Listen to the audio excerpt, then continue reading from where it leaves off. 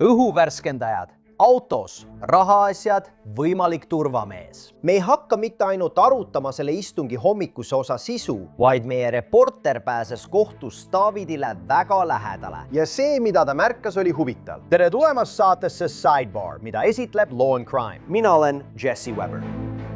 Olgu, meil on nüüd selle eelkuulamise teine päev Davidi juhtumis. Tuletan meelde, et talle esitatakse süüdistusi esimese astme mõrvas, alla 14-aastase lapse pidevas seksuaalses väärkohtlemises ja ebaseaduslikus inimjäänuste moonutamises. Kõik need süüdistused on seotud 14-aastase Celeste Rivas Hernandeze surmaga, kellel lagunenud ja tükeldatud surnukeha leiti väidetavalt tema nimele registreeritud Tesla esipagasiruumist. See juhtus 2025 aasta septembris. See on kohtuistung, kus kohus otsustab, kas on piisavalt tõendeid, et asi jõuaks kohtuprotsessini. Ma ei taha rohkem aega raisata. Lähme kohe hommikuse istungi juurde. Toon siia meie silmad ja kõrvad inimese, kes on viimased 2 päeva selles kohtusaalis viibinud, ka täna hommikuse istungi ajal. Mul on väga hea meel, et ta on siin. NBC LA reporter Julia Dang ja pean ütlema suurepärased märkmed. Ma olen vaadanud neid jooksvaid märkmed, mida sa meile saadad. Nii detailsed, nii põhjalikud. Jällegi, suurepärane töö. Enne kui me üldse jõuame täna hommikuse istungi sisuni, sa pead meile rääkima, mida sa selles kohtusaalis nägid, eriti Davidit, eks. Sest ma saan aru, et sa said täna temaga tõesti väga lähedale, eks. Mida sa nägid? Jah, Jesse, sain küll. Aga kõigepealt tahan ma sulle veel kord öelda, et mul on nii hea meel selles saates sinuga koos olla, sest mulle väga meeldib seda vaadata. Jah, ma istusin täna hommikul otse Davidi selja taga. Ma sain kuidagi koha sinna, kus teised ajakirjanikud istusid minust tagapool. Ma arvan, et see oli sellepärast, et ma tulin veidi hiljem sisse kui kõik teised. Nii et selle tõttu nad panid mind istuma ühele advokaatide ridade otsale selles kohtusaalis ja ma olin otse Davidi selja taga. David ei näinud eriti hea välja. Tead, tal olid juuksed pikaks kasvanud. David on raseerimata. Tal on seljas see Los Angelese maakonna vangla vorm, see oranž kombinesoon ja tal on endiselt jalad ja vöökoht ahelates. Käeraudud tal siiski pole, nii et ta istus toolil justkui laiali vajunult, käed toetatud käetugedele. Ma nägin tema kollast märkmikku, mille ta oli enda ette laotanud. Ma püüdsin piiluda, kas ta teeb mingeid märkmeid. Tal polnud midagi kirja pandud, aga kindlasti oli täna hommikul tunnistajate ristvisitluse ajal hetki, kus ta kummardus ettepoole ja rääkis oma advokaatidega. Esimest korda märkasin seda siis, kui toimus ristküsitlus, mis puudutas rahaliste vahendite haldamist. Nad rääkisid põhimõtteliselt sellest, kui palju raha ta oma plaadilepinguga teenis ja kuidas see raha jagati. Sest selles tegevuses oli nii palju inimesi kaasatud. Nii paljud inimesed teenisid tema pealt raha otsekoheselt öeldes. Ja see on selle juhtumi oluline osa, sest tapmine rahalise kasu saamise eesmärgil on siin üks eri asjaoludest, mille tõttu võib määrata surmanuhtluse. Aga ringkonnaprokurör Nathan Hochman ütles eile, et nad ei ole tegelikult veel otsustanud, kas nad kavatsevad seda võimalust kasutada. Ja mul on hea meel, et sa seda mainisid, sest mõte on selles ja ma jõuan kohe nende tunnistajateni, kes täna ütlusi andsid. Kui nad suudavad näidata, kui tulus tema karjäär oli, $11,5 miljonit. Et kui Celeste oleks välja tulnud ja ta selle väidetava ebaseadusliku seksuaalsuhte eest paljastanud, ta oleks selle kõik ära võtnud. Nii et mida rohkem nad seda võimendavad, ma saan aru, kuhu nad sihivad. Ma saan aru, mida nad üritavad teha. Enne kui me jälle sisusse süveneme. Ma saan ka aru, et Celeste perekond oli taas kohtusaalis. Me rääkisime eile, kui uskumatult raske oli neil vaadata fotosid Celeste tükeldatud kehast, mis leiti sellest Teslast. Kuidas oli neid täna kohtus näha? See on tõesti raske. Tead, Jesse, ma ütlesin sulle eile, et ma ei suuda isegi ette kujutada, mida nad läbi elavad. Eile istusin ma otse nende taga, 3 riida taga. Täna istun ma kohe nende taga olevas reas, veidi nurga all. Nii et ma näen mõlema näoilmeid, Celeste ema ja isa. Ja tegelikult kohtasin ma tema ema Mercedest uuesti üleval tualetis. See on tõesti raske. Seal, kus me just enne lõunapausi lõpetasime, kuulasime tunnistust LAPD kriminoloogilt. See oli üks politseinikest, kes kutsuti uurima pärast seda, kui Tesla pukseeriti nende tehnikakeskusesse. Nii et me vaatasime fotosid, mida prokurör kohtule näitas. 11 erinevat õhuvärskendajat, mis leiti sellest Teslast. Ma mõtlen, Celesti säilmed olid seal sees lagunemas, tõenäoliselt mitu kuud. Nii et selle lõhna varjamiseks pani keegi sinna ligi tosin õhuvärskendajat. Mitte ainult autosse, vaid tegelikult eesmises pagasiruumis. Ja just sealt leiti tema säilmetega surnukotid. Nii et asi pole ainult selles, et see kuritegu toime pandi. Asi on selles, et keegi läks tõeliselt õõvastavate äärmusteni, et proovida oma jäigi varjata. Ma nägin, kuidas tema vanemad tõmbusid endasse ja liikusid üksteisele veidi lähemale, kui need fotod ekraanile ilmusid. Selles on nii palju elemente, mis on nende jaoks õõvastavad viisil, mida me ei suuda täielikult ette kujutada. Ma olen väga uudishimulik nägema, mida nende advokaat, nende surma põhjustamise tsiviilhagi advokaat, kes tegelikult ei ole selles kriminaalasjas osaline, mida tal on meile hiljem täna öelda. Me vestlesime korraks üleval korrusel. Tundub, et ta vastab täna hiljem veel meie küsimustele. Lubage mul nüüd küsida tunnistuste kohta. Nad jätkasid Benjamin Gregori tunnistust. Ma ei tea, kas ma ütlen nime õigesti. See Mogul Visioni finantsdirektor, see äripartner Davidiga, rääkis Davidi rahalistest asjadest. Räägi mulle, milline oli tänase tunnistuse algus? Ja muide, ma lugesin, kas ta on huvitav tunnistaja, kas ta on mingil moel veidi vastanduv, kas tema tunnistus ei ühti sellega, mida ta rääkis suuržüriile. Milline täpselt on tema tunnistuse toon ja mida ta täna ütles? Jesse, see on väga leebe viis seda öelda, ebajärjekindel. Jah, ma märkasin seda eile. Ma saatsin teile paar märkust selle kohta. Kui see toimub? Jah, ta jätab tõesti veidi vastanduva muie, kui ta räägib prokuröridega. Kui ta räägib siin abiprokuröriga, Beth Silverman. Kui Beth Silverman teda ristküsitles, oli mitu juhtumit, kus ta andis Beth Silvermanile vastuseid, mis ei olnud lihtsalt vastuolus, vaid olid otseses vastuolus sellega, mida ta väidetavalt ütles suuržürii istungitel. Ja Beth Silverman viitas tegelikult nende salajaste suuržürii istungite ärakirjadele, et seda kontrollida, sisuliselt öeldes, oota nüüd, kas sa mõtlesid, et see maja või teine maja panditakse tabatiseks, et David saaks kautsjoni maksta? Ja siis ta küsis temalt väga otsekoheselt mitu korda. Kas sinu ütlused on täna täpsed või olid need siis täpsed? Nii et ma arvan, et iga kord, kui tunnistaja näib kohtus oma lugu muutvat, see paneb sind mõtlema, kellega ta oli rääkinud. Tead, kas mingisugust kokkulepet arutati või isegi sõlmiti? Miks nende lugu muutus? Ja siis ilmselgelt, mis on neil sellest võita? Kaamerad ja helisalvestamine ei ole lubatud sellel mitmepäevasel eelkuulamisel Los Angeleses. Prokurörid püüavad tõestada, neil on piisavalt tõendeid, et see juhtum jõuaks kohtuprotsessini. Nüüd oleme meie üks väheseid meediakanaleid, kellel on keegi kohtusaalis kohal. Ja, NBC LA reporter Julia Dang liitub minuga siin juba hetke pärast. Nüüd tahan, et vaataksid mõningaid uusi kohtusaali visandeid. Need saime just teise päeva eelkuulamiselt kunstnik Mona Edwardsi käest. Üks tänase päeva surremaid vaidlusküsimusi oli, kuidas Tesla, kus Celeste surnukeha leiti eelmise aasta juulis, politsei läbi uuris.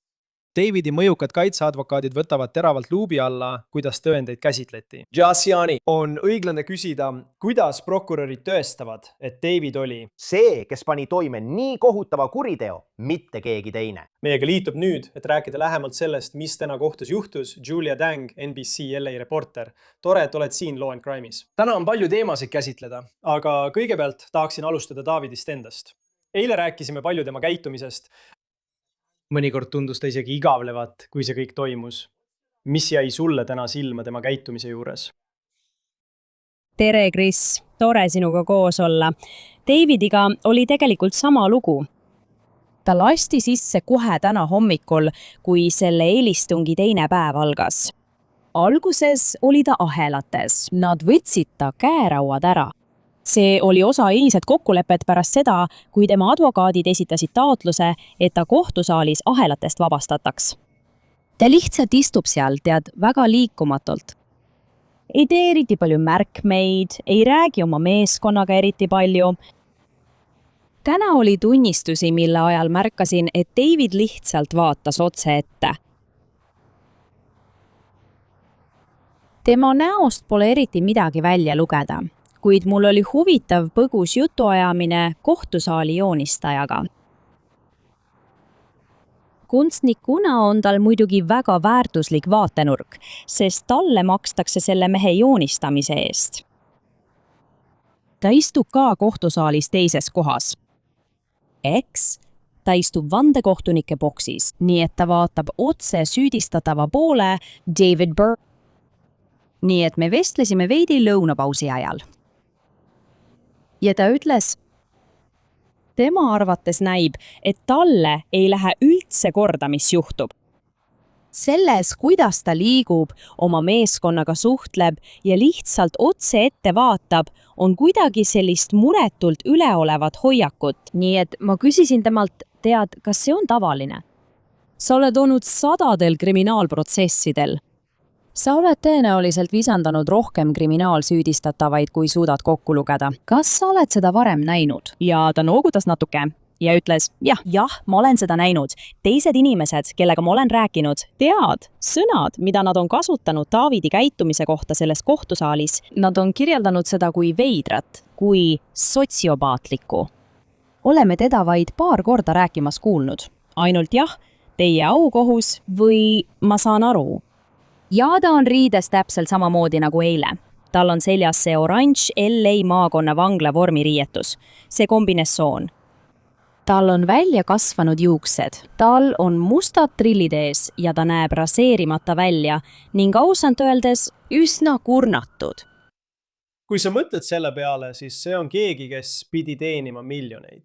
Ta juba teenis miljoneid dollareid, aga selle uue albumiga, mis oli välja tulemas, tal oli ees väga palju raha teenida. Ja kui sa selle peale mõtled, sa tead küll, tõesti, kui ta selles süüdi mõistetakse, on see kõik kadunud. Ja ometi on tal selline olek, mis minu arvates üllatab paljusid inimesi.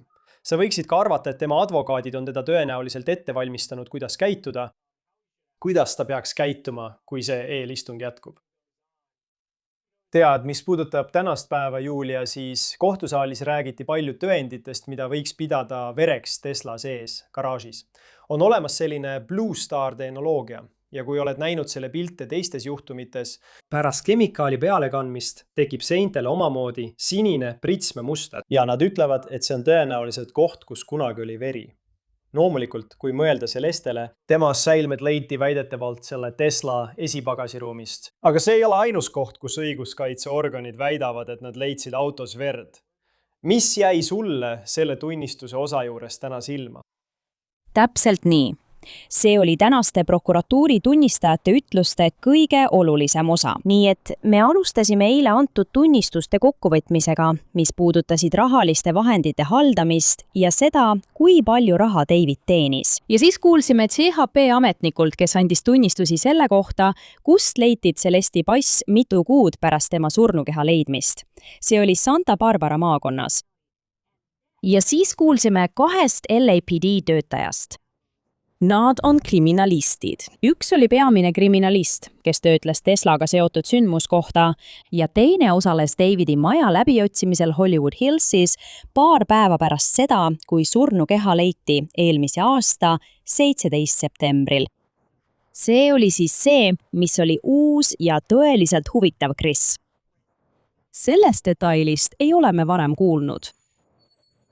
Selle tunnistuse kohaselt, mille andis üks neist 2 LAPD kriminalistist, tuvastati tegelikult verd tellispõrandal seal, kus auto oleks olnud pargitud. Ja see oli mustade kummimattide all, mis olid laotatud Davidi maja garaažipõrandale. Nii et tundub, et nad püüavad siin kirjeldada olukorda, kus veri lekkis David Teslast, imbus läbi nende kummimattide ja seejärel imbub tellispõrandasse.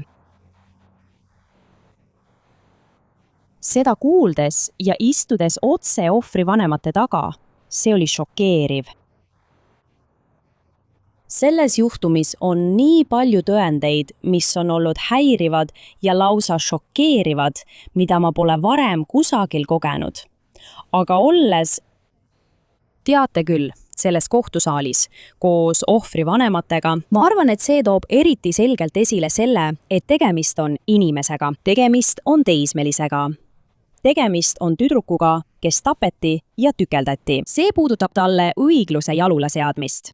See tõesti on nii ja ma olen eilsest saadik mõelnud just sellele hetkele, mille tunnistajaks sa ise olid nendele piltidele, mis ekraanile pandi Celesti säilmetest ja sellest, mida nad leidsid. Ja mitte ainult nii šokeeriv, kui see sinu meedia esindajate kohtusaalis viibinud avalikkuse jaoks oli, vaid siin on ka tema vanemad, kes olid enne seda kõike eraisikud. Ja ma tean, et tema tsiviiladvokaat on sellest rääkinud. Nad ei olnud inimesed, kes oleksid enne seda kõike olnud avalikkuse tähelepanu all. Ja siis äkki oled sa oma tütre juhtumi keskmes. Ja siis vaatad neid pilte ekraanil. Ja osa tõenditest, mis täna välja toodi, puudutasid ka õhuvärskendajaid, tulles tagasi selle Tesla juurde. Leiti 11 õhuvärskendajat, mis on ausalt öeldes väga palju õhuvärskendajaid autos hoida. Kuidas see seostus sellega, mida prokurörid näivad kirjeldavad selle kohta, kuidas seda sõidukit kasutati selles, milles nad süüdistavad Davidit? Mul on hea meel, et sa selle üles tõid, sest just see jäi mulle eriti silma, Chris, kui kuulasime täna esimese Los Angelese politsei kriminaaleksperdi ütlusi. Selleks ajaks, kui see kriminaalekspert kutsuti Piper Danilisele sündmuskohale, kuhu auto Hollywoodi pukseerimisplatsilt liidi, leidi sellest Teslast vähemalt 11 õhuvärskendajat. Vähemalt 11. Ja siin on see detail, mis mulle tähelepanu tõmbas. Kus kohas autos need õhuvärskendajad leiti? Need ei olnud ainult auto sees. Neid leiti keskkonsoolist, neid leiti tagaistmetelt. Õhuvärskendajaid leiti ka eesmisest pagasiruumist. Nii et see pole ainult sellest, kuidas sellest tapeti. Kuidas tema keha seejärel moonutati. See puudutab ka varjamiskatseid. Ma mõtlen, keegi pidi ju märkama, see heiseb kohutavalt. Me peame midagi tegema, et seda varjata. Nii et keegi tegelikult avas eesmise pagasiruumi. Kas kohus otsustab, et on piisavalt tõendeid nende süüdistuste toetamiseks, et see juhtum Davidi vastu edasi liiguks? Nagu ma ütlesin, palju on arutada. Hakkame pihta. Olgu, las ma annan taas sõna meie inimesele seal kohtusaalis. Julia Dang, NBC LA reporter, kes on olnud suurepärane. Me saame tema märkmeid iga päev. Need on nii põhjalikud, need on nii täpsed, need on nii detailsed. Aitäh, et sa tulid. Kõigepealt, enne kui me üldse sisuni jõuame, enne kui me räägime Davidi käitumisest, see kohtupäev algas pauguga. Kohtunik polnud rahul. Mis juhtus? Jesse, milline hommik? Me oleme nüüd selle eelkuulamise 3. päeval ja see algas täna hommikul väikese draamaga. Tegelikult visati üks ajakirjanik kohtusaalist välja. Kohtunik jättis ta tänaselt kohtuistungilt välja, sest ilmselt rikuti otseülekande reegleid. Seega on see kohus olnud väga range selle kohtuasja terviklikkuse säilitamisel ja me oleme sellest varem rääkinud. Loomulikult ei ole selles kohtusaalis kaamerad lubatud. Ei mingeid telefone. Teate ju, ma ei suhtle teiega ega kellegi teisega välismaailmast, kui see kõik toimub. Ja see on osa sellest suuremast, ma arvan. Selle kohtu aususe ja vaimu austamisest, sest nad tahavad tagada, et kõik tehakse õigesti. Keegi siin ei taha riskida ühegi kohtuprotsessi luhtumis ega sellega, et midagi lekib, mis ei tohiks. Nii et praegu, selle kohtupausi ajal, saame me teiega rääkida, mis täpselt juhtus. Ja vaadake, see on arusaadav. Eriti kui tegelete nii suure tähelepanu all oleva juhtumiga nagu see ja selle juhtumi tundliku iseloomuga, räägite väidetavast seksuaalsest väärkohtlemisest, mõrvast ja 14-aastase tüdruku tükeldamisest. Lubage ma küsin teilt ka seda. Mees, kes on meie saates mitu korda käinud, Steve Fisher, eradetektiiv, kelle palkas väidetavalt selle kinnistu omanik, kus David oli elanud, eks. See on selle koha lähedal, kus Tesla väidetavalt leiti. Ta on uurinud seda juhtumit esimesest päevast peale. Meil on ta saates olnud. Täna oli temaga kohtusaalis mingi draama, eks. Mis seal juhtus? Just nii. selle juhtumi prokuröri abiprokurör Beth Silvermani sõnul rikkus Steve Fisher väidetavalt vandekohtu saladusi ja selle tõttu ta esitas täna hommikul taotluse, et teda tunnistajate nimekirjast välja arvata. Ta oli kohtusaalis. Ta istus otse minu kõrval. Ta tõusis püsti. Ta võttis selle taotluse teadmiseks. Mingit vastuseisu ei olnud. Seal ei olnud mingit vaidlust. Ja ta lihtsalt lahkus. Nii et me ei kuule Steve Fisherit selles eelkuulamises kohtusaalis. Aga ilmselgelt, kui asi jõuab kohtuprotsessini, siis ootame temalt tunnistusi. Ma tean, et ta on sinu saates käinud. Ma olen neid intervjuusid kuulnud. Tal on palju infot, mis minu arvates saab olema selle juhtumi jaoks väga oluline, kui asi kohtusse jõuab. Aga praegu me oleme endiselt eelistungil. See on 3. päev. Nad peavad lihtsalt tõendama piisava aluse olemasolu, et asi saaks edasi liikuda. Nii et me oleme nüüd, ma arvan, 8. tunnistaja juures. Kuna see jätkub ja me kõik ootame, et see kestab tänase päeva lõpuni ja tõenäoliselt ka homme, võib-olla isegi esmaspäeval. Ja vaata, Steve Fisher on pakkunud tõesti väga sisukaid teadmisi selle juhtumi puhul. Mõned neist on tegelikult kinnitust leidnud ka prokuratuuri esitatud dokumentides. See polnud üllatav arvestades, mida me Steve'ilt kuulsime. Ja ta on selle juhtumi kohta üsna palju sõna võtnud. Ta on olnud üsna häälekas ka Davidist rääkides. Samuti on ta olnud üsna häälekas prokuratuuri suhtes, nii et huvitav areng. Okei, enne kui jõuame tunnistajateni, ma pean alati sinult küsima, kuna me ise seda ei näe, parim, mis me saame, on kohtusaali kunstniku tehtud visandid. David, kuidas tema käitumine kohtus on? Sest nii nagu me oleme seda viimastel päevadel vaadanud, inimese puhul, kes on kõigi arvamuste kohaselt. Ma mõtlen, kui sa küsid minu juriidilist arvamust, siis ma arvan, et siin on piisavalt, et see juhtum läheks kohtusse. Inimese jaoks, kelle elu on kaalul, inimese jaoks, keda süüdistatakse mõrvas, alaealise pidevas seksuaalses väärkohtlemises ja ebaseaduslikus inimjäänuste moonutamises. Viimastel päevadel, mida me oleme näinud ja kuidas seda on kirjeldatud, on inimene, kes tundub üsna ükskõikne. Üsna igavlev, üsna muretu, ei paista olevat. Liiga stressis. Kas ta näeb täna niimoodi välja? Jesse, ja ma ei suuda sellest üle saada. Ma mõtlen, kujuta ette, kui sina või keegi, keda sa tunned, oleks süüaluse pingis. Ma arvan, et sa hooliksid natuke rohkem. Las ma räägin sulle, mida kohtusaali joonistaja tegelikult ütles. Ma vestlesin Mona Schaefer-Edwardsiga kohtupausi ajal umbes tund aega tagasi. Ja ma ütlesin talle, tead mis, Mona? Sul on selles kohtusaalis kõige huvitavam vaatenurk selles mõttes, et ta istub ja vaatab süüdistatava poole. Ta istub vandekohtu alal. Nii et ta näeb tema nägu, tema ilmeid. Ja ta on seda kõike joonistanud meie jaoks, kes kasutame tema kunsti selle juhtumi kajastamiseks. Nii et ta ütles mulle, ja Jesse, tema arvates tundub David olevat nagu teises maailmas. Ta tundub täiesti eemal olev. Ma loen tema näoilmeid justkui kõrvalt. Ma jälgin teda nurga alt. Ta ei reageeri eriti. Teate, see on üsna sarnane eilsega, kus ta lihtsalt jõlitab otse enda ees olevat tunnistajat, kes annab ütlusi ja siis seda ülal olevat monitori, mis näitab tõendeid. Aga ei, ta tõesti ei reageeri. Ja see kehtib ka siis, kui me näeme ohvri riideid. Teate küll, tema määrdunud riideid. Verega määrdunud, putukatest kubisevaid, märjad riided, mis leiti koos tema sälmetega laibakottidest. Ta lihtsalt vaatab otse ette. Tal on käed risti. Tema ees on kollane märkmik. Mulle ei tundu, et ta midagi üles kirjutaks. Tal on valge vahtplastist veetops. Ma olen täna märganud võib-olla 2 või 3 olukorda, kus ta on veidi pöördunud ja vahetanud mõne sõna ühe oma advokaadiga, aga muidu ta ei liiguta end üldse, Jesse. See on tõesti uskumatu.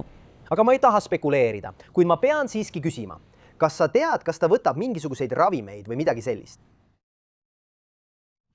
Ma ei tea, Jesse, ja me ei hakka selles saates spekuleerima, kuid see on küsimus, mis on kõrvalvestlustest tõstatunud. Me ei tea ja seda pole kohtus arutatud. Olgu. Ja ma kujutan ette, et kui ta on, siis tuleb see ka välja. Olgu, sain aru. Hästi, räägime nüüd sisust. Nii et esimene tunnistaja, kes taas tunnistaja pingile kutsuti, oli see kriminalist, eks? Ja kui teda küsitles kaitse, mis siis juhtus? Aine lõpetasime LAPD kriminalisti ristküsitlusega. Tema oli see, kes kutsuti töötlema tõendeid, mis leiti Davidi garaažist.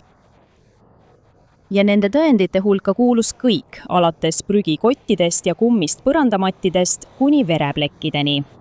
Tema oli see, kes testis Davidi majast leitud mootorsaage. See oli umbes nädal pärast seda, kui auto leiti Hollywoodi pukseerimisplatsilt. Ohvri säilmed loomulikult eesmises pagasiruumis. Nii et nad jätkasid selle ristpüsitlusega. Ja mootorsaagide üle käis palju vaidlust. Ja siin on põhjus. Kaitsja Blair Burke märkis, et nende mootorsaagide peal ei olnud ühtegi positiivset testi, mis viitaks vere olemasolule. Nii et ta jätkas selle LAPD tunnistaja käest küsimist, miks nad neid mootorsaage tõendina ei võtnud. Tundus, et ta tahtis rõhutada, et puute DNA-d, mida nad ei testinud, oleks võinud viidata millelegi muule. Oleks võinud anda põhjalikuma pildi sellest, mis täpselt juhtus ja kes võis olla seotud. Kes veel võis olla seotud, see tähendab. Aga kriminalist oli väga terane, väga selgete vastustega. Ühel hetkel eile võttis ta isegi oma märkmed uuesti välja, et olla kindel, et ta annab täpselt seda infot, mis oli selle uurimise käigus dokumenteeritud. Ta ütles, et neil garaažist leitud kettsaagidel ei paistnud olevat mingit kohtuekspertiisi väärtust ja seepärast neid tõendina ei võetud. Minu suurim järeldus sellest kõigest on see, et võib-olla need ei olnudki need relvad või tööriistad, mida tükeldamiseks kasutati, isegi kui need leiti Davidi garaažist selle otsingu käigus. Lubage mul see punkt lihtsalt selgeks teha, et meie kuulajatel oleks kõik arusaadav. Kas ma kuulsin õigesti, et räägiti, võib-olla isegi tunnistati kadunud kettsae kohta? Ma ei tea, kas see vastab tõele. Ja kuidas on lood koristamise kohta käiva tõendiga, sealhulgas kettsaagide puhastamise kohta? Parandage mind, kui ma mõne neist punktidest valesti ütlesin. Esimene punkt on õige. Oli veel üks kettsaag, Makita kaubamärgiga kettsaag, millest me rääkisime hiljuti. See telliti internetist ja toimetati Davidi koju. Nii palju, kui ma seni esitatud tõenditest tean, seda kettsaagi selle otsingu käigus ei leitud. 12 kettsaagi ja siin on põhjus, miks kriminalist ütles, et neil polnud tegelikult mingit kohtuekspertiisi väärtust. Ta tunnistas varem, et kui neid oleks kasutatud keha tükeldamiseks, poleks olnud võimalik verd täielikult puhastada. Nende testimine ei näidanud midagi, millel oleks olnud kohtuekspertiisi väärtus. Nii et kui nad tegid selle esmase testi sündmuskohal ja ei andnud presumptiivselt positiivset tulemust, nad otsustasid neid 2 kettsaagi mitte tõendina kaasa võtta. Aga jah, üks on puudu. Seal on veel üks. Ja ma olen kindel, et see tuleb selles tunnistuses hiljem veel jutuks. Vaata, nii šokeeriv, kui selline juhtum ka poleks, ei ole üllatav, et kuriteo paigal leidub verd või oletatavaid verejälgi. Aga kuidas on lood võltsverega? Seda me ei osanud oodata. Aga see on üks neist asjadest, mida me täna Davidi eelkuulamisel teada saime. Uurijate sõnul leiti laulja garaažist kanistrid võltsverega. Räägime veidi sellest, miks lauljal võis see veri garaažis olla ja kuidas see võiks selles juhtumis rolli mängida, kui liigume edasi koos meie reporteriga, kes täna kohtusaalis viibib. Ma tahan, et vaataksid ka mõningaid uusi visandeid, mille on teinud kunstnik Mona Edwards. David, täna öeldi taas, et ta näis emotsioonitu. Prokurörid jätkavad tõendite esitamist, mille järgi nad väidavad, et ta tappis Celeste, püüdes seda juhtumit viia järgmisse etappi õigusprotsessis. Meiega liitub nüüd just kohtusaalist välja astunud NBC LA reporter Julia Dang. Aitäh, et oled taas siin. Tahaksin alustada sellest, kuidas tänane päev lõppes. Kuulsime kohtuarsti asetäitja ütlusi. See on inimene, kes tegi Celeste Rivas Hernandezi lahkamise. Mis jäi sulle tema ütlustest kõige rohkem silma? Täpselt nii, Chris. Me just lõpetasime tänaseks. Tegelikult me ei arvanud, et jõuame täna selle tunnistajani, aga Dr. Grant Ho astus tunnistaja pingile umbes 4 minutit enne tänase päeva lõppu. See oli selle eelkuulamise 3. päev mõrvasüüdistuses. 21-aastase David Anthony Burke'i vastu. Nii et ta alles hakkas esitama oma järeldusi sellest lahkamisest, mis viidi läbi 10. septembril. See oli 2 päeva pärast seda, kui selle teismelise säilmed leiti Davidi Tesla eesmisest pagasiruumist. Ta annab tunnistusi lagunnemise astme kohta. See oli raske, uskumatult raske oli kohtus neid fotosid näha. Kuulda nüüd seda tunnistust kohtuarsti asetäitjalt, kes tegelikult juhtis lahkamist. See võib olla isegi raskem, Chris, kuid teistmoodi. Ma mõistan täiesti, miks ohvri vanemad tegelikult tõusid püsti ja lahkusid kohtusaalist enne, kui ta tunnistusi andma hakkas. Nad ei viibi saalis selle tunnistuse ajal. Aga ta räägib lagunemise astmest.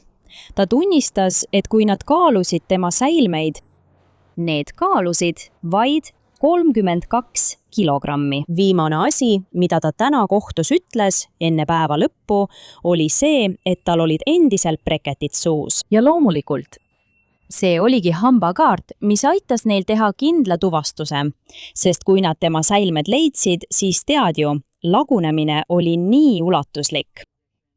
Nahk oli ulatuslikult irdunud. Nad ei suutnud teda tuvastada. Lihtsalt ei olnud piisavalt alles. Ja ma nägin su märkmetes, lihtsalt vaatasin neid läbi ja see rida, et tal olid ikka veel breketid suus. Ja tead, me räägime veel tema perest ja kõigest, mida nad on viimastel päevadel läbi elanud. Aga see lihtsalt tuletab meelde, et me ei räägi ainult inimesest, kes kaotas oma elu, vaid tead, nii noorest inimesest, 14-aastasest, kes on selle juhtumi keskmes. Ja tead, sel nädalal üritatakse näha, mis edasi saab. Ja mis puudutab seda, kas see jätkub, tead, seda teed pidi, et võib-olla ühel päeval jõutakse kohtuprotsessini. Tundus, et täna oli palju DNA tõendeid ja mindi väga detailidesse selle kohta, mis leiti ja mis osutus positiivseks. Sinu jaoks, mis oli põhisõnum ja milline hetk jäi sulle tänastest tundide pikkustest ütlustest kõige rohkem meelde, eriti just DNA puhul, mis sulle tõesti silma jäi? Minu peamine järeldus, Tris, on see, et hea kaitsja, tugev kaitsemeeskond võib kõike ja kõiki kahtluse alla seada. Ja saab olema võtmetähtsusega, kui asi tõesti kohtuprotsessini jõuab, mida enamik inimesi selles kohtusaalis ka ootab. Selles eelkuulamise faasis on lävi palju madalam. Prokuratuur peab vaid näitama piisava aluse olemasolu. Mõelge sellest kui umbes 51% lävest. Aga kui see asi jõuab kohtusse, et vandekohus saaks süüdimõistva otsuse teha, peab see olema ilma põhjendatud kahtluseta. Mõtle sellele kui umbes 99,9% tõenäosusele. Nii et see on mõlemale poolele omamoodi peaproov. Nad katsetavad oma tunnistajaid. Nad vaatavad, kuidas nad tunnistajapingil ülekuulamisel inimesena hakkama saavad. Tead elava publiku ees suure pinge all. Ja meie, ajakirjanikud, saame aimu, milliseid küsimusi või kohtuprotsessil esitada, kuidas need tunnistajad vastu peavad ning kuidas nad täriskohtuniku ees välja näevad, kõlavad ja tunduvad. Nende eakaaslastest koosnev vandekohus.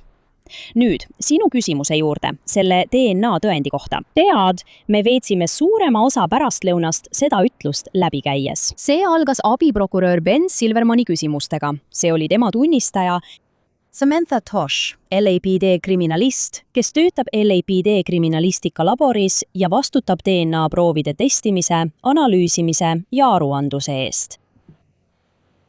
Seejärel tegid kaitseadvokaadid oma ristküsitluse ja siis sai prokuratuur teda uuesti küsitleda. Ja siis oli kaitsel tema jaoks veel küsimusi. Kõik see kokku tähendab palju teavet, mida saab erinevalt tõlgendada.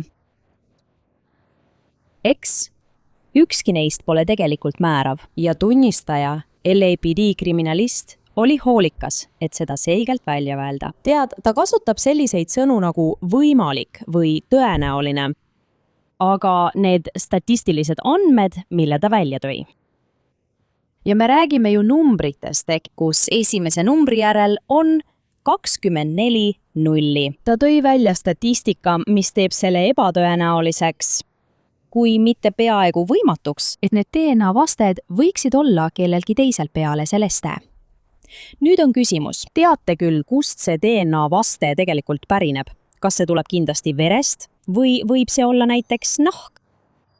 Kuna ta elas selles majas ja puutus garaažis esemeid, sellele keskendusid kaitseadvokaadid täna päris pikalt, küsitledes seda üht tunnistajat edasi-tagasi. kui see asi kohtusse jõuab, ma arvan, et me võime oodata palju rohkem sellist asja, press. Ja tõendeid on nii palju. Mul on tunne, et Julia jaoks on see viimastel päevadel olnud nii, et kaudsete tõendite seisukohalt see tundub prokuratuuri jaoks uskumatult tugev. Aga siis tulevad Davidi kaitsjad tagasi ja norivad iga tunnistaja sõna kallal. Mis puudutab seda, kus DNA leiti, siis tead. Teslas olid vereplekid ja kui vaadata neid märkmeid, siis oli seal varbaküüs, mis oli Celesti oma ning selle põhjal suudeti luua DNA profiil. Aga siis jõuad nende prügikottideni. Ma usun, et need leiti Davidi majast, eks. Ja siis on need salvrätikud prügikotis ning mulle jäi seda vaadates lihtsalt segane mulje. Pole selge, kes majas mida käsitles. Ja seal on isegi mingid DNA-d, mis võib pärineda teistelt inimestelt. Me ei tea. Kuidas sina mõistsid kõiki neid erinevaid kihte selles loos, mis tundub olevat väga keeruline osa, mida prokuratuur üritab esile tuua?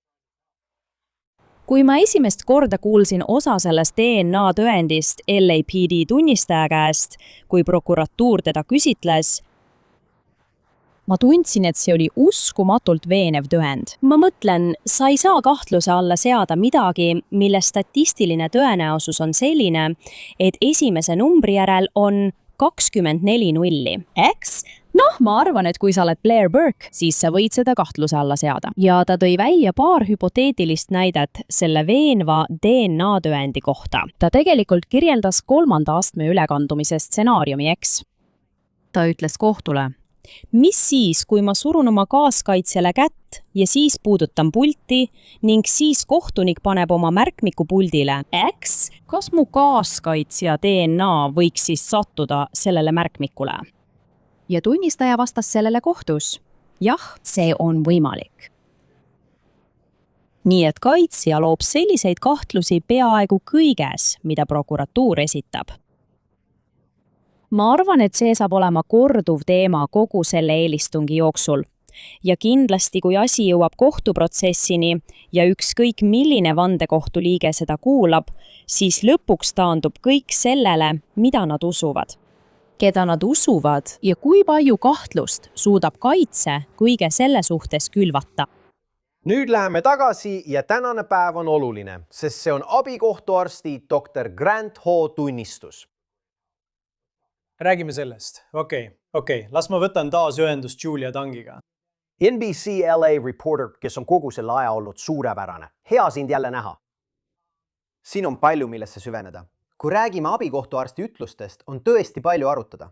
Aga enne seda oleme alati alustanud sellest, et räägime Davidi käitumisest kohtusaali. Ja nii nagu me oleme seda viimastel päevadel arutanud, tundub, et ta näeb välja üsna igavlev. Ta näeb välja, nagu oleks ta sa kirjeldasid. Ja isegi kohtureporter ütles eile, et ta näeb välja, nagu oleks ta kuskil mujal, eemal olev. Täna aga, kui ma loen neid märkmeid, mis sa mulle saatsid, oli David täna natuke teistsugune, eks? Natukene, Jesse. Ta oli täna veidi elavam. Ta tuli täna sisse, tead küll, kandes tavalist LA maakonna vangla vormi, seda oranži kombinesooni. Tal on selle all särk seljas. Juuksed on natuke pikemaks kasvanud. Ta näeb väsinud välja, habet ajamata. Aga ta tundus veidi elavam. Ta istus maha, vestles ühe oma kaitseadvokaadiga. Ja siis hakkas naeratama ning temaga veidi vestlema. See oli teistmoodi. Aga kui tunnistused taas algasid ja me kuulesime abikohtuarsti, 1-2 inimesest, kes tegelikult viisid läbi Celest lahkamise pärast seda, kui tema säilmed leiti Davidi Teslast. Ta läks tagasi oma tavapärase käitumise juurde. Teate küll, ilmetu, emotsioonitu, tõesti liikumatu poos, istudes kaitsjate laua taga. Ta vaatab otse ette, lihtsalt pilgutab tunnistajale, kes on tunnistaja pingis, vaatab eksponaate sellel ülemisel monitoril ega liigu ega reageeri. Ja muide, enne kui me üldse tunnistuse sisuni jõuame, kus minu arvates on väga huvitav, mida see kohtuarst ütles ja mida kaitse on rääkinud. Fotod, mida näidati kogu saalile ja mida ka sina nägid, sinu reportaaž viitab sellele, et kohtusaalis oli nendele fotodele kuulda reaktsiooni. Kas sa saad kirjeldada, mida sa selle all mõtled? Seal oli kuulda reaktsiooni, oli ka füüsiline reaktsioon. Ja las ma kirjeldan sulle, mis juhtus. Võib-olla kogemata. Enne kui meile tegelikult näidati eksponaate, mida me pidime nägema ja selles järjekorras, nagu neid pidi esitama, selle kohtuarsti asetäitja ütluste ajal lappas kohtusaalis olev projektor tegelikult läbi hulga lahkamisfotosid enne, kui me pidime neid nägema. Nii et kujutage ette, eks ole, see ülalasuv monitor, nagu lehitse raamat, lappas mõne sekundi jooksul läbi ilmselt umbes 30 fotot. Ma räägin lahkamisfotodest, mis näitavad ohvri torsot, avatu rindkere öös, jäsemed laiali asetatud, tead küll, puhastatud ja pandud hõbedasele läbivaatuslauale. Kostis kuulda vahetus. Tead, üks ajakirjanik, kes istus minu taga kohtusaalis. Sa kuulsid, kuidas ta sellele reageeris. Sa võisid näha, kuidas kõik reageerisid, ma arvan, väga emotsionaalselt. Again, Dr. Grant Ho, tunnistaja, kes praegu tunnistaja pingil on, ta käib selle metoodiliselt läbi samm-sammult. Tema jaoks on see igapäevane töö. See on lihtsalt osa tema tööst. Ja ta vastab küsimustele samamoodi. Tema jaoks pole selles midagi emotsionaalset, midagi õõvastavat ega jõledat. See paneb sind selle töö peale mõtlema. Ma mõtlen, issand, okei, täna on tähtis päev. On olnud nii palju tõendeid Davidi väidetava ebaseadusliku suhte kohta Celestega. On olnud palju tõendeid ja ütlusi võimaliku koristamise, tükeldamise kohta. Kui asi puudutab tegelikku tapmist, kui asi puudutab väidetavat mõrva, see on see, mida me ootasime. Mida ütles Dr. Grant Ho Celeste Rivas Hernandezi surma põhjuse ja viisi kohta? Praegu toimub Dr. Grant Ho ristküsitluse ajal palju edasi-tagasi arutelu, kuid ta kordas kohtuarsti büroo järeldusi, mis on juba avaldatud.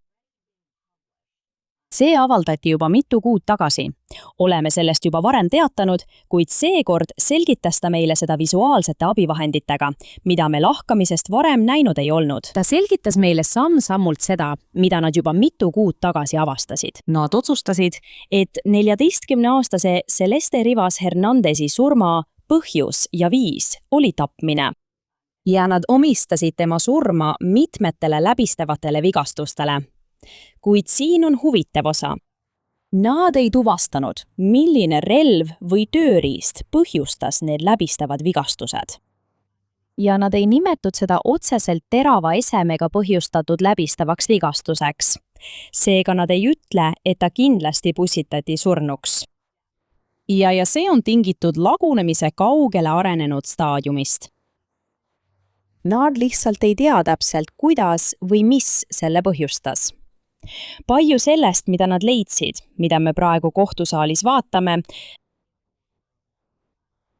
on dokumenteeritud nendes väga-väga visuaalsetes eksponaatides. Las ma ütlen teile, miks see nii oluline on. Teie teate, aga meie publik peaks ka teadma. Üks eri asjaolu väidetes selles juhtumis, mille prokurörid on esitanud, on see, et David Anthony Burke kasutas isiklikult surmavat ja ohtlikku relva, teravat eset, selle kuriteo toimepanemiseks. Ja ometi, mida te meile ütlete, on see, et see kohtuarsti asetäitja ei saa lõplikult kinnitada, et see nii oli. Me ei tea seda kindlalt. Ja ma arvan, et kaitsjad rõhutasid seda mitu korda. See on üks selle esimese astme raske kuriteo käigus toime pandud mõrvasüüdistuse elementidest, mis on huvitav, mis on erinev, eks. Ja kui ta mõistetakse süüdi, võib lisanduda terava eseme kasutamise raskendav asjaolu. Ma usun, et see kehtib California osariigis. See võib lisada veel ühe järjestikuse aasta. Aga need 3 täiendavat raskendavat asjaolu, need võimaldavad selles mõrvajuhtumis taotleda surmanuhtlust. Siin on veel midagi, mida asekohtuarst kindlalt ei tea. Ja kaitse rõhus sellele kõigele ristküsitluses väga tugevalt. Nad ei tea, milline läbistav vigastus tekkis esimesena. Üks on ohvri kõhul ja teine tema vasakul rindkere küljel. Nii et üks neist on võib-olla seotud maksakahjustusega, teine aga võib olla roide ja diafragma kahjustusega. asekohtuarst ei saa öelda, kumb neist juhtus esimesena. Ta ei saa kindlalt öelda, kas need võisid juhtuda sekundite vahega või mitte. Ta ei saa öelda, kumb neist põhjustas tema surma. Ta ei saa öelda, kui kaua võis Celestil kummagi vigastuse tõttu surmani minna. On nii palju, mida me lihtsalt ei tea. Ja Zääse lõi võimaluse ühele kaitseadvokaatidest küsida midagi, mida me selles kohtuasjas veel kuulnud ei ole. Ta küsis sellelt tunnistajalt, sellelt kohtuarstilt, kas ta suudab välistada, et Celeste võis mõlemad need noahaavad endale ise tekitada. Ja ta ütles, tuginedes oma leidudele selle lahkamise käigus, see ei olnud midagi, mida ta oleks saanud kindlalt välistada. Reaktsioon kohtusaalis pärast seda küsitlusvooru aga ma pöördusin ringi ja nägin paari inimest vaatasid üksteisele otsa, ulmud tõstetud. Minu jaoks tundus, et inimesed, kes seda küsitlemist vaatasid, arvasid, et see võib olla juba absurdi piiril. See ei pruugi olla miski, mida vandekohus usuks. Vaatame selle korraks läbi. Teisisõnu, ja see põhineb sellel, mida me sel nädalal kaitsjatelt nägime. Nad võivad valmistada ette võimalikku väidet, kui asi jõuab kohtuprotsessini ja parandage mind, kui ma eksin, et Celeste oleks tulnud tema juurde. Midagi juhtus. Ta tappis end või sai üledoosi. David sattus paanikasse ja üritas tema laibast vabaneda. Ma mõtlen, kas sa näed seal selleks eeldusi, isegi kui nad on üritanud, sest mäletad, üks olulisemaid asju, mida kaitse on üritanud teha, on öelda, et kõik need väidetavad ostud, ketsaed, pesukotid, surnud kott. Kõik see oli pärast seda, kui ta väidetavalt suri. Nii et see ei ole nii, et ta kavatses teda tappa. Kas ma saan õigesti aru, et see võib-olla ongi see alus, millele nad võivad oma kaitse üles ehitada? Jesse, ma ei tea, kas kaitse tõesti just sinna suunda liigub. Ma arvan, et see eelkuulamine annab neile võimaluse erinevaid küsimusi ja lähenemisi proovida, eks? Vaadata, mis töötab. Vaadata, kus võivad olla nende jaoks kõige suuremad võimalused, et tekitada süüdistusesse rohkem lünki.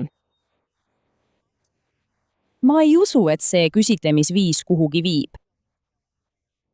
Aga siin on, kuidas nad selle täna hommikul esitasid. Marilyn Bidnarski oli see, kes esitas need küsimused, Dr. Grant Hole. Ta tahtis kõigepealt teada, kas see on abiks, kui lahangut tegeval inimesel on teavet selle kohta, kas lahkunul oli vaimse tervise ajalugu. Kas on kasulik teada, kas nad olid enesetapu mõtetega? Kas on kasulik teada, kas nad tarvitasid uimasteid harjumuspäraselt? Nii et kõigile neile küsimustele vastas Dr. Ho, et see on võimalik. Siis ta küsis temalt, kas te pidasite lahkunu sugulastega vestlusi, et neid omadusi uurida? Ta ei teinud seda. Siis jätkas ta vigastuste kohta küsimisteks. Dokumenteeritud vigastuste kohta, need läbitungivad haavad. Ühe tema ribivigastus, kahjustused, mis olid märgitud tema maksas. Ja kaitse soovid teada, kas te saate kindlalt seostada neid lahkamisel tehtud tähelepanekuid sellega, mida te näete pealmisel nahal. Ja kas te teate täpselt, kuidas see juhtus? Kas te suudate kindlalt väita, et need vigastused põhjustas keegi teine? Ja ma arvan, et üldine vastus kõigele sellele on see, et kaugele arenenud lagunemine välistab paljude kindlate andmete saamise. Asekohtuarst lihtsalt ei saa öelda, kuidas see juhtus või kes talle seda tegi. Ma ei tea, kas sellest saab tegelikult argument, et Celeste tappis end ise. Aga see on kindlasti küsimuste jada, mida ma arvan, et iga terane kaitseadvokaat uuriks selle võimaluse jooksul, sellel eelkuulamisel, mida me oleme nimetanud omamoodi mini-kohtuprotsessiks või kohtuprotsessi peaprooviks, kui soovite. Ja ma mõtlen, kui nad üritavad vett segada selles osas, kui kaua ta oli surnud olnud ja tead, nad võivad vihjata. Kas saate kindlalt öelda, et ta suri tol aprilli ööl? aga mis sellest kogu edasi-tagasi vaidlusest laskehaava üle saab? see oli ka huvitav, sest see oli uus. ja doktor H täpsustas just enne lõunapausi kohtus, et tema arvates võis juhtuda ükskõik mis oleks võinud põhjustada seda, mida ta täheldas. Tema roietel kahjustus ühele tema vasakule roiele. see võis olla põhjustatud ükskõik millega. Ta ei saa kindlalt öelda, et see tuli noast või mõnest muust teravast esemest. Ja põhjus, miks nad omistasid tema surma läbistavatele haavadele, mitte terariistale, on see, et nad ei saa välistada võimalikku laskehaava. Tema kehas oli väljumishaav. Nad ei tea kindlalt, mis Celesti tappis. Ja oli ka arutelu mootorsaagide üle, eks?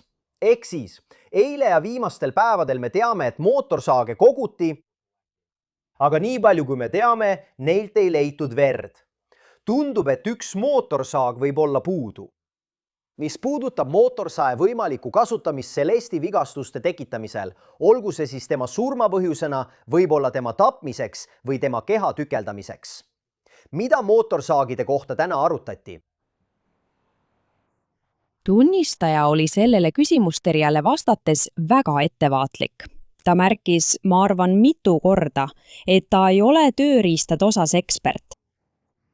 Elektritööriistade osas, mida kasutatakse kehade tükeldamiseks. Ta jagas siiski üldist teadmist selle kohta, mis võiks põhjustada selliseid lõikeid, nagu ta ohvri kehal täheldas. Ta kirjeldas seda kui servadest puhast või siledat. Ma arvan, et ka see seatakse kahtluse alla, sest kõigi nende haavade välimus liige, need on pärast surma lagunemise käigus muutunud, aga ta rääkis sellest, kuidas lõigata läbi pehmete kudede või organite, seda saab teha skalpelliga. Ta rääkis sellest, kuidas lõigata läbi luu, selleks võib kasutada näiteks luusaagi ja ta ütles, et ribi lõikamiseks sul oleks vaja sisuliselt midagi hekikääride sarnast. Just seda ta ütles kohtus tunnistajana.